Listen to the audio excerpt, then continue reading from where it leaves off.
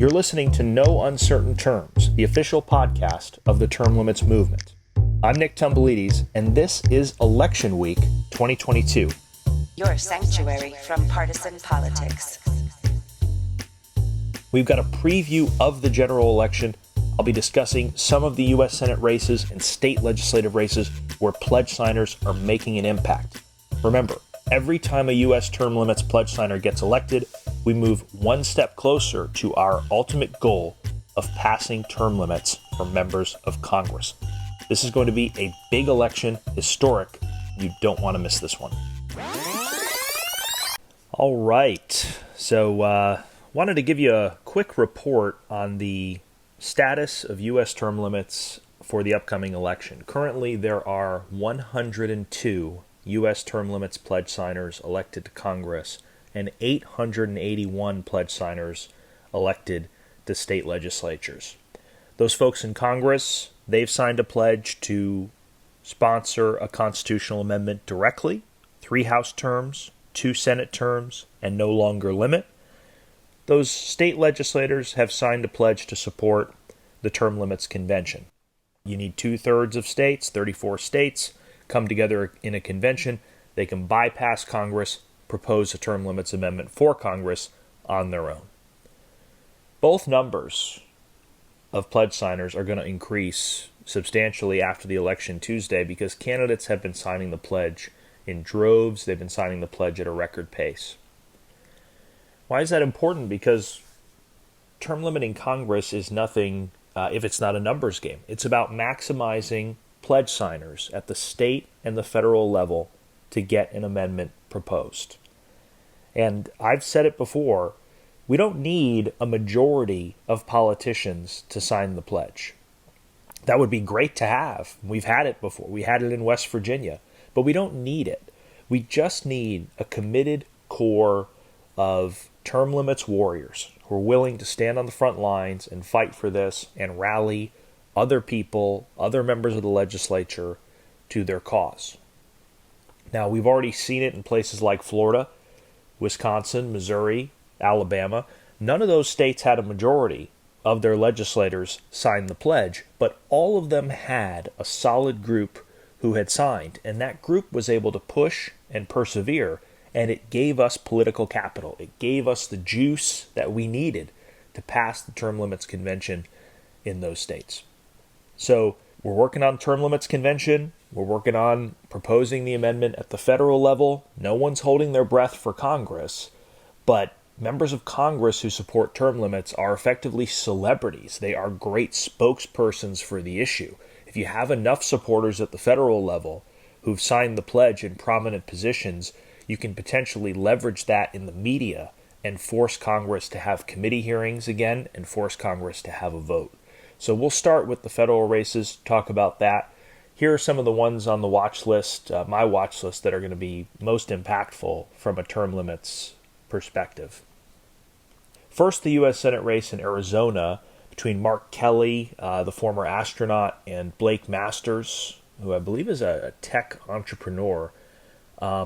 Kelly is an incumbent. He's been in there a few years, and he has long refused to sign our pledge. We've reached out to him. Our regional director, Ron Hooper, has reached out to his camp. He won't sign the pledge. I mean, his wife's a former congressman, a congresswoman. They're all about politics, not about term limits. Blake Masters, on the other hand, is an outsider. He is a pledge signer. He has been committed to term limits for a while. He talks about it on Twitter, talks about it on the campaign trail. That race is probably going to be a photo finish. It's going to be very close because it's looking like a Republican year, which helps Masters. But on the other hand, Kelly has the advantage of incumbency, and we wouldn't be doing what we do if not for how powerful that advantage is. But it's an opportunity for a net term limits gain, and it's on our watch list. In Florida, pledge signer Marco Rubio is defending his seat against term limits hater Val Demings. Rubio is expected to retain. In Georgia, incumbent Raphael Warnock, who hasn't signed, is being challenged by Herschel Walker. Walker signed the pledge very early on, and it has been a bumpy road for him so far in this campaign, but the polls seem to be showing a resurgence. Walker is currently ahead. That's another opportunity for a possible term limits pickup in the U.S. Senate. In Nevada, incumbent pledge avoider Catherine Cortez Masto is taking on early pledge signer Adam Laxalt, who's the former attorney general of that state. I remember personally putting the pledge in the hands of Masto's chief of staff. We were at the same event in D.C. I got the typical, we'll pretend to care about this grin, and I never heard from him again. But her opponent, Laxalt, is a signer. He's looking very strong in terms of polling. It's another pickup opportunity. In North Carolina and Missouri, there, two anti-term limit Republicans are retiring. Roy Blunt in Missouri and Richard Burr in North Carolina, who's had some insider trading problems. They are expected to be replaced by two pledge signer Republicans. Ted Budd is the guy running in North Carolina, the pledge signer Republican. Eric Schmidt is the guy. He won a bruising primary in Missouri, and he's been a term limits guy since day one. So you've got a net gain of two right there. In Ohio, there's an establishment anti-term limit incumbent, Rob Portman. He's choosing to retire, so that is an open seat.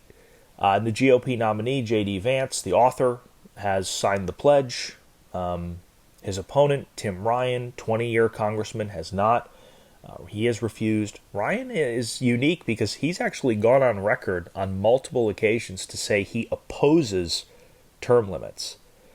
I'll give him a little bit of credit for being honest with the voters about that terrible and unpopular stance. Most politicians will try to hide it, and they hope the public never finds out.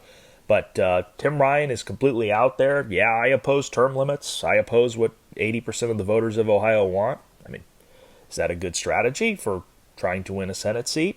Probably not. But, these guys make tactical errors from time to time, and I think it's a good thing that his position is out in the sunlight. But Vance is the term limit supporter in this race, and he is currently favored to win. And then we will briefly cover Pennsylvania. There, it's Dr. Oz versus John Fetterman. Fetterman is not his real name. That's the name of the doctor who created him. No, just kidding. Oz is the pledge signer here. Fetterman is not. This race has had a very tortoise and hare vibe to it, where Fetterman had a huge lead out of the gate, but since then he has stumbled a lot, which has allowed Oz to play catch-up. And now I think Oz is a slight favorite in Pennsylvania as a pledge signer. He's replacing Pat Toomey, so this would not be a net pickup due to the fact that Pat Toomey is a longtime term limit supporter. He's retiring. He's term limiting himself. So if Fetterman wins, that would be a net loss for term limits. If Oz wins, then we would maintain our position in Pennsylvania. Of course, there are some other long shot pickup opportunities as well in states like Colorado and Washington. Maybe even Connecticut, my home state, where some of the polls are tightening. But just based on what I've covered here, we're looking to be in the ballpark of 6 or so net pickup opportunities in the Senate, maybe even more. That's to say nothing of the House, where 20 or 30 net pickups is probably not off the table. We just don't have the time to go into all of the House races right now. Maybe if we have some time on next week's post-election podcast, we will discuss a few of those.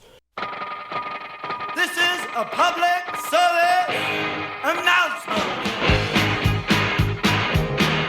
Ron DeSantis strikes again.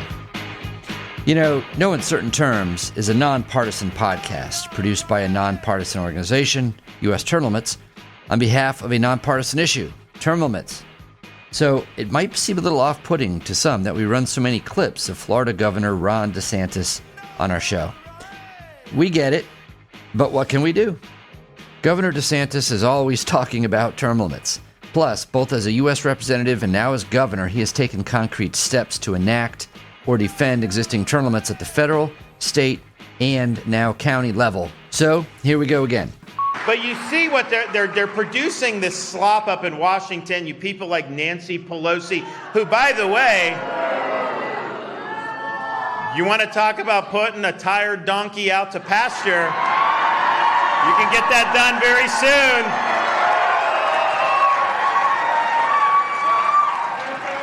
So, but here's the thing. You see people like Pelosi, and what it shows me, I mean, she's been doing this for so long. We need term limits for members of Congress. Come on.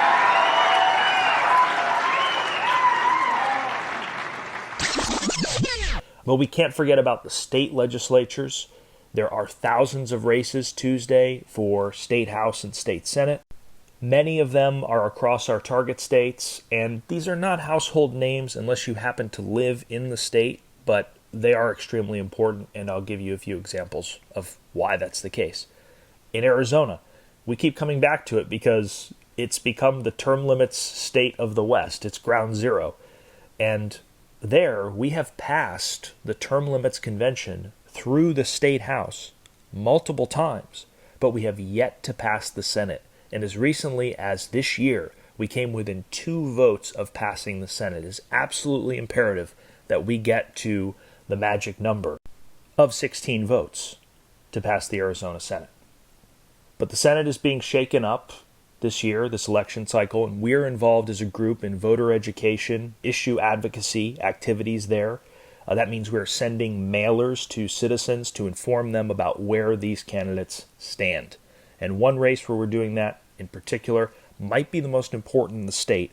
It's the District 9 state Senate race between Robert Scantlebury and Ava Birch.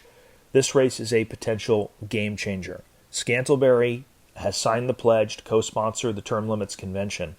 In the primary, he knocked out an incumbent Republican who voted against us. He dethroned Tyler Pace, who was, frankly, one of the worst people on term limits anywhere in the country, just unapologetically bad on the issue of term limits, career politician worshiper.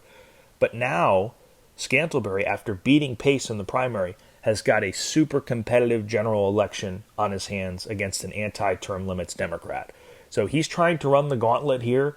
He's trying to beat the Democrat in the general after unseating the bad Republican in the primary. And then it's a race where we're monitoring it very closely to see what happens. And we've sent a bunch of mailers to inform citizens about where the candidates stand. So we're tracking that one very, very closely, but a Scantlebury win would be a huge net gain in the Arizona Senate, possibly, depending on how the other races shake out, exactly what would be needed to give the term limits convention a majority in that chamber. In another Arizona race, House District 16, you have a unique situation where a pledge-signing Democrat, Keith Seaman, and a pledge-signing Republican, Rob Huddleston, are running in the same district as an anti-term limit incumbent Republican, Teresa Martinez. Arizona has multi-member House districts, so 2 of these 3 will be elected. There are 2 seats up for grabs, not just 1. That's how you get away with having 2 Republicans running in the general election. But here, you see, it's sort of a microcosm of the term limits issue, because we've got bipartisan agreement on the need for congressional term limits, with Huddleston signing the pledge, Seaman signing the pledge. But Martinez, being the odd woman out, so to speak, she voted against the term limits convention in committee. So her opposition is clear. It's on the record. And she has made some also really nasty statements against term limits in the Capitol press. A lot of very fact-free and kind of unhinged stuff. It will be interesting to see what happens in this race. But, you know, I can tell you, on balance, the Republican caucus in Arizona has been tremendous for the issue of term limits. They have been just stalwartly solid and supportive, with the exception in the House of Teresa Martinez, who's very, very bad. So we're watching that. It will be interesting to see what happens in this race. Granted, Martinez is only 1 vote, but, she could be poisoning the well with other members if she sticks around, which might prove problematic. We'll be watching that one for sure. And then, man, I wish we had time to go in depth on all these state legislative races, but there are literally hundreds of them. A few others that I'm tracking. Ken Ivory, who is like an Article 5 and a term limits legend. He is one of the founders and leaders of the Article 5 state legislators caucus. He has been the tip of the spear on this issue, advocating for it and fighting back against the misinformation for years. Ivory is back on the ballot in Utah in District 39. I know he has a tough race on his hands, but he is a hard campaigner and he's highly respected in Utah, so I think he's going to emerge victorious there. We are doing voter education in his race. In Alaska, another race worth watching. This is for State Senate District H. The state Senate districts are lettered, not numbered, up in Alaska. There you've got a pledge signer, Mia Costello, incumbent state senator, has always been great on the issue of term limits.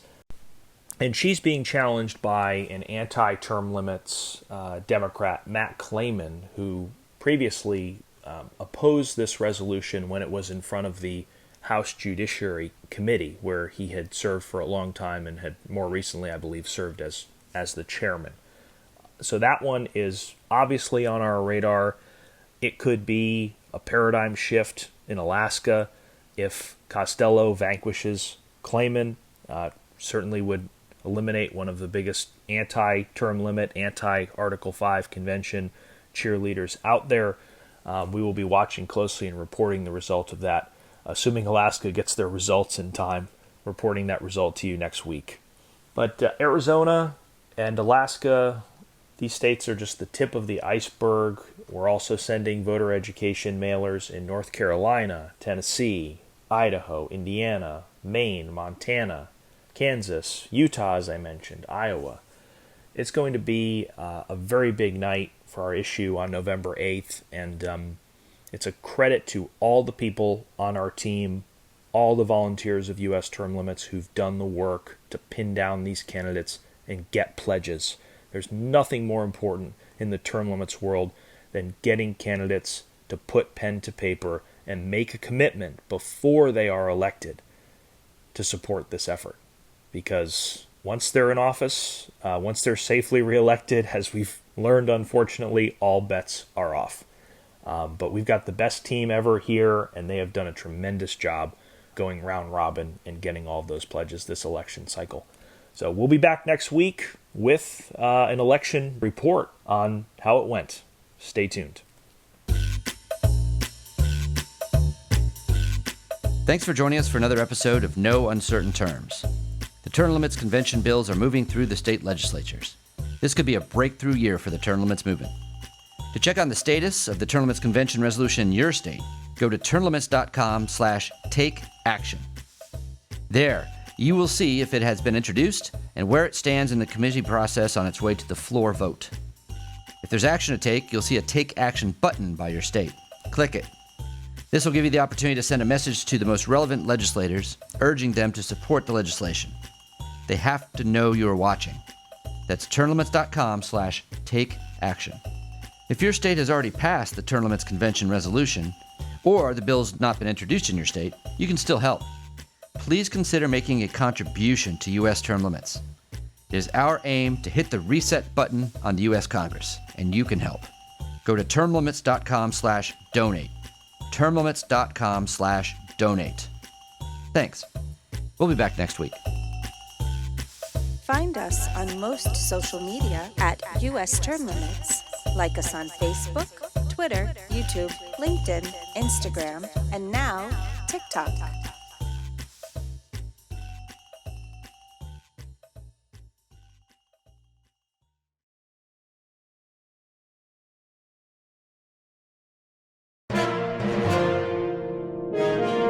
USTL.